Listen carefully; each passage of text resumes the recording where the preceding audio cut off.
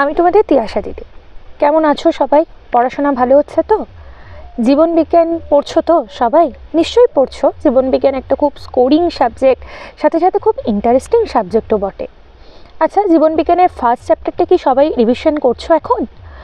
যাদের হয়ে গেছে রিভিশন বা যারা আবার পরীক্ষার আগে রিভিশন করবে, তারা একবার শুনে নাও তো। ক্লাস 10-এর জীবন বিজ্ঞানের প্রথম চ্যাপ্টার থেকে আমি এখন যে প্রশ্নগুলো বলছি, এগুলো সবাই করেছো তো? কেউ বাদ দাওনি তো? একবার শুনে নাও, খুব গুরুত্বপূর্ণ কয়েকটা প্রশ্ন। যদি এর মধ্যে থেকে কোনো প্রশ্ন সম্পর্কে তোমাদের জিজ্ঞাসা থাকে বা জানার থাকে, আমাকে কমেন্ট বক্সে জানিও, আমি তোমাদের উত্তরগুলোও বলে দেবো। 2 বা 3 নম্বরের খুব গুরুত্বপূর্ণ প্রথম চ্যাপ্টারের কিছু প্রশ্ন আজকে আমি বলছি।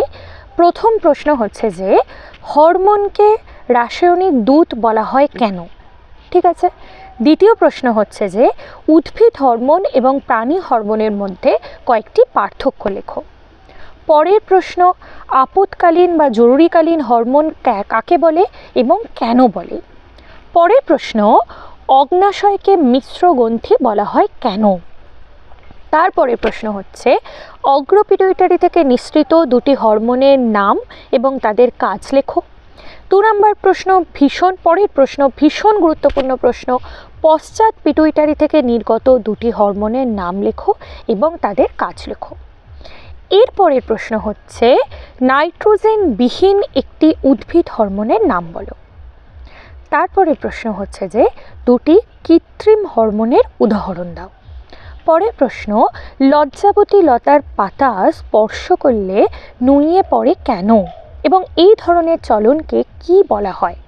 তারপরে খুব গুরুত্বপূর্ণ প্রশ্ন, ট্রপিক, ট্যাকটিক এবং ন্যাস্টিক চলনের মধ্যে কতগুলি পার্থক্য লেখো। তারপরে প্রশ্ন, অগ্নাশয়কে মিশ্র গ্রন্থি বলে কেন?